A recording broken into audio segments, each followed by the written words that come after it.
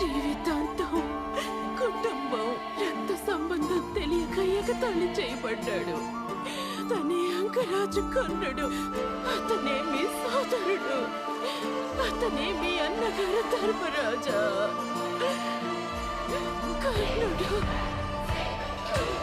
నా జ్యేష్ఠ పుత్రుడు, నా జ్యేష్ఠ పుత్రుడు, నా జ్యేష్ఠ పుత్రుడు, నా జ్యేష్ఠ పుత్రుడు. నేను నా సొంత సోదరుని స్వయంగా వధించాను. తను నన్ను సమయం ఇవ్వమని అడుగుతూనే ఉన్నాడు కానీ ఒక్క అవకాశం కూడా ఇవ్వలేదే. నేను అతని కళ్ళల్లో కళ్ళు పెట్టి చూస్తూ అతనిపై బాధ సంధించాను.